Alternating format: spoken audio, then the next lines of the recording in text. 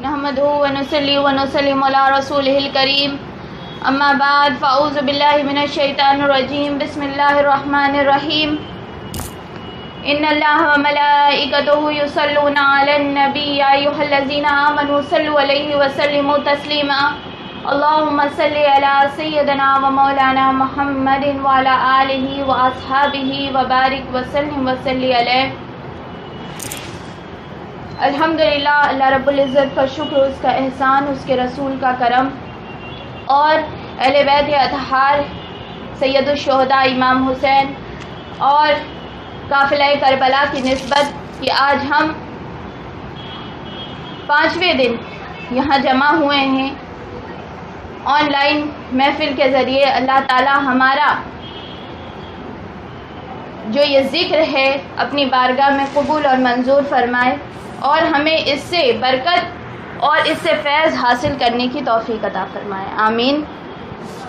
کل تک جو ہم نے سنا تھا وہ مسلم بن عقیل کی شہادت، المناک بیان ہم لوگوں نے سنا اور اس سے ہماری کیفیت میں جو تبدیلی آئی، یعنی جو غم حسین اور اس غم کا ہمیں احساس ہوا، اس تکلیف کا جو احساس ہوا، اللہ تعالیٰ اس کیفیت کو برقرار رکھے۔ آگے جو ابھی تو یہ المناک واقعہ شروع ہوا ہے، آگے بہت زیادہ اور تکلیف دہ باتیں ہیں، تو اپنی کیفیت اسی طریقے سے برقرار رکھیں۔ مسلم بن عقیل کی کل شہادت ہم نے سنی کہ ان کو ابن زیاد نے محل کے اوپر لے جا کے شہید کروایا اور وہاں سے ان کا لاش مبارک جو ہے وہ محل سے نیچے پھینک دیا گیا اور حضرت مسلم بن عقیل کا لاش مبارک کوفے کے سڑک پر پڑا رہا۔ یہ وہ لاش مبارک تھا کہ جو مسلم بن عقیل کا، پہلے تو یہ سن لیجئے کہ مسلم بن عقیل نے جو جنگ کی تھی، جب یہ لوگ آئے تھے ان کو گرفتار کرنے کے لیے، تو جنگ جو شروع ہوئی تھی اکیلے تنہا جو وہ کر رہے تھے، تو پہلے جو جنگ شروع ہوئی تھی تو وہ فجر کے وقت جنگ شروع ہوئی اور مسلم بن عقیل اکیلے جنگ کرتے کرتے وقت عصر کا ہو گیا تھا۔ فجر سے لے کے عصر تک ایک تنہا دل برداشتہ شخص جنگ کر رہا ہے اور مسلم بن عقیل پھر شہید ہو گئے۔ یہ تو شہادت ان کی اللہ تعالیٰ نے قبول فرمائی اور امام حسین کا امتحان شروع ہو گیا۔ اب ادھر مسلم بن عقیل تو کوفے میں شہید ہوئے، دونوں بچے جو آئے تھے محمد اور ابراہیم، یہ قاضی شریح کے گھر میں تھے۔ مسلم بن عقیل جب ہانی بن عروہ کی شہادت جب انہوں نے سنی تھی، جو بدلہ لینے نکلے تھے، تو اس وقت انہوں نے اپنے بچوں سے کہا تھا کہ ہم جو ہے جا رہے ہیں چچا ہانی کو چھڑوانے کے لیے، ہاں تم انتظار کرنا، ہم آ جائیں گے۔ بچے اسی انتظار میں دن گزر گیا، رات گزر گئی، پھر دن گزرا، پھر رات گزری۔ بچے پریشان تھے، دونوں ایک دوسرے سے کو بس نگاہوں سے دیکھتے اور کوئی بات نہ کر پاتے تھے، نہ کھانا کھاتے، نہ پانی پیتے، کوئی چیز نہیں کر پا رہے تھے۔ جب قاضی شریح نے بچوں کو دیکھا تو بچے آپس میں معصوم سی باتیں کرتے تھے۔ بچے یہ باتیں کرتے کہ بھائی جان، جو چھوٹا تھا وہ اپنے بڑے سے کہتا کہ بھائی جان، خدا جانے بابا کب آئیں گے، میں تو مدینے کی گلیوں کے لیے اداس ہو گیا ہوں، میرا دل چاہتا ہے کہ اڑ کر مدینے پہنچ جاؤں، مجھے رہ رہ کے مدینے کے بچوں کا خیال آتا ہے۔ وہ کہتے ہوں گے کہ ابراہیم تو کوفے میں جا کے مجھے بھول ہی گیا سی باتیں کرتے تھے. وہ بچے کیا جانتے کہ اب وہ یتیم ہو چکے تھے. وہ کیا جانتے کہ اب کوفے میں ان کا کوئی رہا ہی نہیں تھا.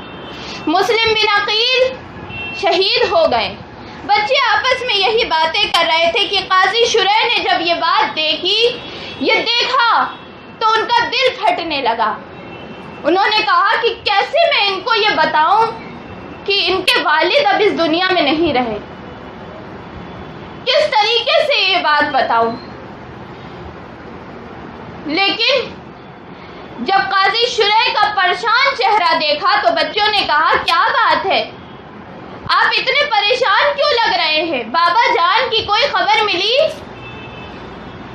قاضی شریح نے دونوں کے پاس بیٹھ کے دونوں کو پیار کیا، دونوں کو گلے سے لگایا اور کہا کہ بیٹو، تمہارے والد کو شہید کر دیا گیا ہے، اور ہزاروں کوفی جو کل تک تمہارے ہاتھ چومتے تھے اور تمہارے دامن کو چومتے تھے، اپنی آنکھوں سے لگاتے تھے، تمہارے بابا کے ہاتھ پر بیعت کرتے تھے اور مرنے کٹنے کا اعلان کرتے تھے، سب تمہارا ساتھ چھوڑ چکے. اب سوائے اس کے کوئی چارہ نہیں ہے کہ تم واپس مدینے چلے جاؤ. یہ بات سن کے بچوں کو صدمہ لگ گیا. دونوں ایک دوسرے کو پکڑ کے رونے لگے. دونوں نے کہا کہ ہم اس لیے آئے تھے کوفہ، ہمیں تو کہا گیا تھا کہ لوگوں نے بلایا ہے، ہمیں تو کہا گیا تھا کہ محبین دعوت دے رہے ہیں. ہم کوفہ اس لیے تو نہیں آئے تھے، ہم نے گھر والوں کو چھوڑ کے یہاں صرف اس لیے آئے تھے کہ بابا جان کے ساتھ رہے. اگر بابا چلے ہی گئے تھے تو ہمیں اپنے ساتھ کیوں نہیں لے کے گئے؟ ہم یہاں اکیلے تنہا رہ گئے ہیں. قاضی شریح نے بچوں سے کہا کہ ایسا کرتے ہیں، صبح میں ایک قافلہ مدینے کی طرف جا رہا ہے، ہم اس پہ تم کو بھیج دیں گے اپنے لڑکے کے ساتھ. بچے 8-9 سال کے ہیں، اس میں تم کو بھیج دیں گے، تم لوگ مدینے چلے جانا، وہ مدینے قافلہ جا رہا ہے. بچوں نے سر ہلا دیا. صبح ہوئی، قاضی شریح کے لڑکے نے جا کے ان لوگوں کو وہ اس راستے میں جہاں سے نکلنے والا تھا وہاں لے کے گئے. دیکھا تو قافلہ نکل چکا تھا، قافلہ جا چکا تھا. تھوڑے دیر تک وہ لوگ اس کے پیچھے جاتے رہے تو دیکھا کہ تھوڑی دور پہ قافلے کی کچھ گرد نظر آ رہی ہے. تو لڑکے نے کہا کہ دیکھو، میرا جانا تو ٹھیک نہیں ہوگا، سپاہی دیکھ لیں گے کیونکہ تم لوگوں کی وہ لوگ تلاش کر رہے ہیں. سپاہی دیکھ لیں گے تو تم لوگ دوڑ کے اس قافلے میں شامل ہو جاؤ. اب دونوں 8-9 سال کے بچے تپتے ہوئے صحرا میں دوڑنا شروع کر دیا. کبھی چھوٹا گر جاتا تو بڑا اٹھاتا، کبھی بڑا گر جاتا تو چھوٹا اٹھاتا. دونوں ایک دوسرے کو سنبھالا دیتے ہوئے دوڑ رہے تھے. اچانک سے چھوٹے کے پیر میں ایک کانٹا چبھ گیا. بڑے نے کہا بھائی چلو جلدی ورنہ یہ کوفی لوگ ہمیں پکڑ لیں گے. اس نے کہا بھائی جان چلا نہیں جاتا، میرے پیر میں کانٹے چبھ گئے. نے کہا دیکھو ہم قافلے میں شامل نہیں ہو پائیں گے. لیکن کتنا دیر تک بڑا بھائی چھوٹے بھائی کو ایسے ہی پیر زخمی کھینچتا ہوا لے کے جاتا. ایک جگہ دونوں بیٹھ گئے اور پیر سے کانٹے نکالنے لگے. جب پیر سے کانٹے نکال کے کھڑے ہوئے تو دیکھا قافلے کی گرد ختم ہو چکی تھی. دونوں ایک دوسرے کو پکڑ کے رونے لگے اور تپتے ہوئے صحرا خالی میں کوئی ان کا وارث نہیں. دونوں ایک دوسرے کو پکڑتے، ایک دوسرے کا چہرہ دیکھتے اور روتے جاتے تھے اور کہتے تھے کہ آج بابا جان ہوتے تو ہم یہاں نہ کھڑے ہوتے، آج اگر ہمارے بابا ہوتے تو ہمیں یہاں تپتے ہوئے صحرا میں نہ چھوڑتے. سپاہی وہاں آ گیا. شہزادے آل رسول کا چہرہ دیکھ کے وہ پہچان گیا کہ یہ آل رسول یعنی آقا صلی اللہ علیہ وسلم کے گھر کے ہیں. اس نے ان دونوں کو پکڑ لیا اور پکڑ کے ابن زیاد کے پاس لے کے آیا. دونوں لوگوں کو کوٹری میں بند کر دیا گیا, کالی کوٹری میں. دونوں لوگ جب کوٹری کے اندر گئے اور جیل کے اندر وہاں کے اندھیرے کو دیکھا, وہاں کی وحشت کو دیکھا, تو دونوں ایک دوسرے کے لپٹ کے دونوں نے کہا کہ بھائی جان, ایک دوسرے سے کہنے لگے کہ ایسی کوٹری مدینے میں تو نہیں تھی, مدینے میں ایسی جگہ نہیں ہوتی. بیچارے معصوموں نے کبھی جیل کا چہرہ نہیں دیکھا تھا, اور کیوں دیکھتے, کیا جرم کیا تھا انہوں نے؟ آل رسول ہونا کیا جرم ہوتا ہے؟ آقا کی آل ہونا کیا جرم تھا ان کا؟ صرف اس لیے کیونکہ وہ خون رسول میں سے تھے ان کو جیل میں ڈال دیا گیا. دونوں معصوم سے ہاتھوں میں ہتھکڑیاں ڈال دی گئی. دونوں بیٹھے ہوئے تھے, ایک دوسرے سے آس پاس ہو کے بیٹھا کرتے تھے, قریب قریب ہو کے بیٹھا کرتے تھے.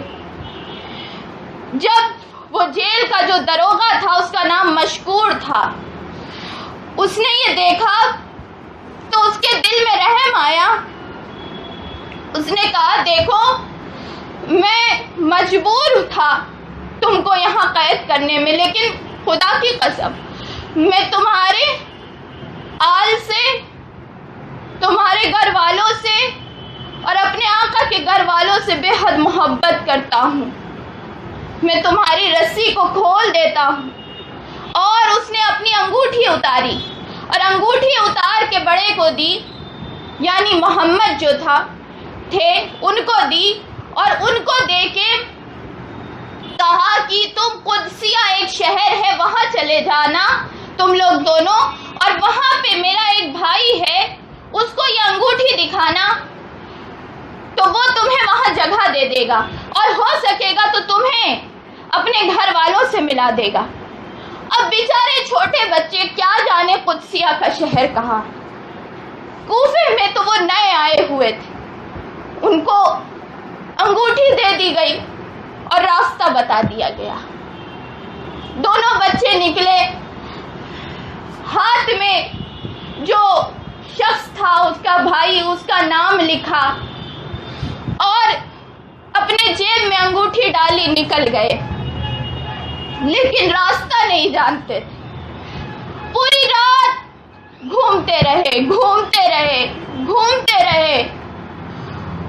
اور جب صبح ہوئی تو صبح ایک شخص سے پوچھا یہ کون سا شہر ہے. بچوں نے یہ سوچا کہ ہم قدسیہ میں پہنچ گئے ہیں, ہم اب محفوظ مقام پہ آ گئے ہیں. دونوں خوش ہونے لگے. دونوں نے کہا کہ اب ہم مدینے چلے جائیں گے, ہم اپنے گھر والوں سے مل جائیں گے, بابا حسین ہمارے سر پہ شفقت کا ہاتھ رکھ دیں گے, ہماری یتیمی کا جو دکھ ہے وہ دور ہو جائے گا. ایک شخص سے پوچھا یہ کون سا شہر ہے, اس نے کہا یہ کوفہ ہے. دونوں بچے حیرت میں پڑ گئے.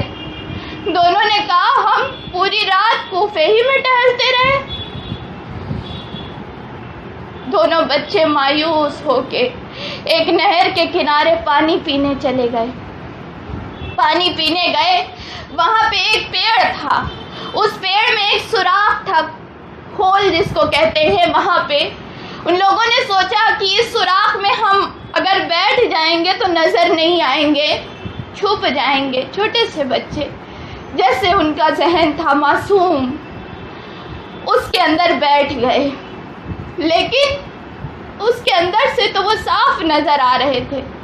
انہوں نے یہ سوچا کہ شاید ہم چھپ گئے. نہر کے کنارے ایک عورت پانی بھرنے آئی. اس نے کھول میں پیڑ کے دو چھوٹے بچوں کو دیکھا جن کا چہرہ ایسا لگتا تھا جیسے چاند نکل آیا ہو.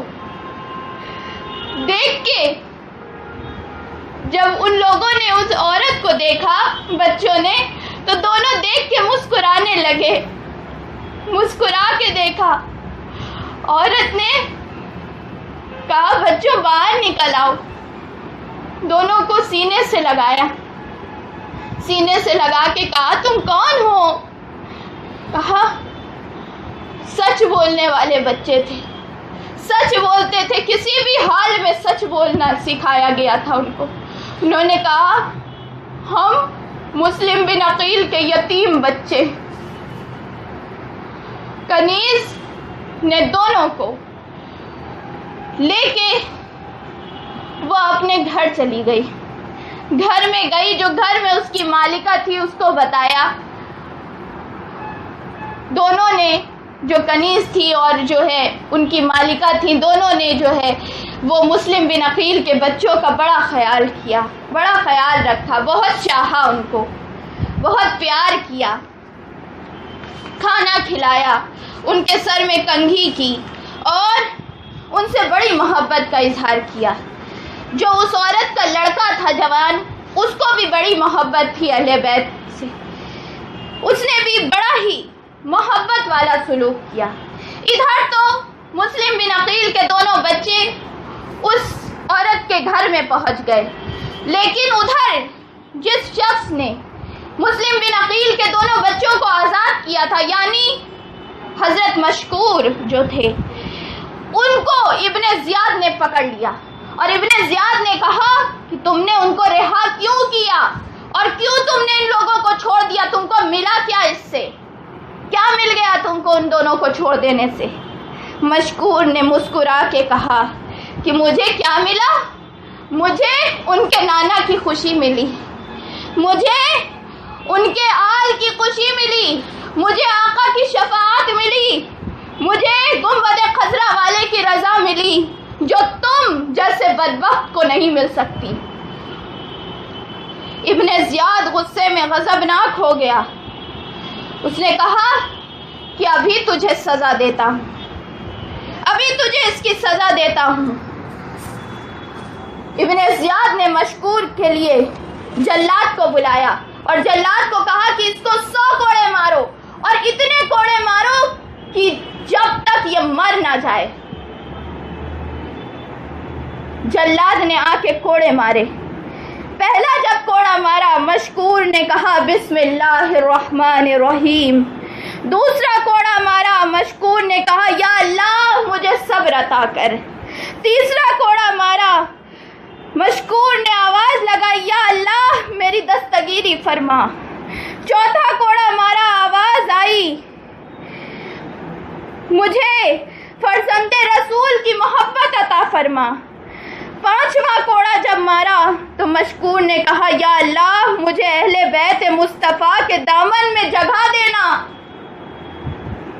پھر جب چھٹا کوڑا مارا گیا، مشکور خاموش ہو گئے، اور اسی طریقے سے کوڑے مارتے مارتے 100 کوڑے ہو گئے۔ مشکور زمین پہ گر گئے، خون بدن سے بہنے لگا۔ ایک شخص نے کہا کہ اب خدا را ان کی گردن نہ الگ کرنا، یہ تو ایسے ہی جانے والے ہیں دنیا سے۔ ایک شخص آگے بڑھا، اس نے کہا پانی چاہیے آپ کو؟ پانی پی لیجئے۔ مشکور نے کہا اب پانی نہیں پیوں گا، حوض کوثر پہ آقا کھڑے ہیں مجھے سیراب کرنے کے لیے، اب میں جاتا ہوں۔ انا للہ و انا الیہ راجعون۔ مشکور اہل بیت کی محبت کے ساتھ دنیا سے رخصت ہو گئے۔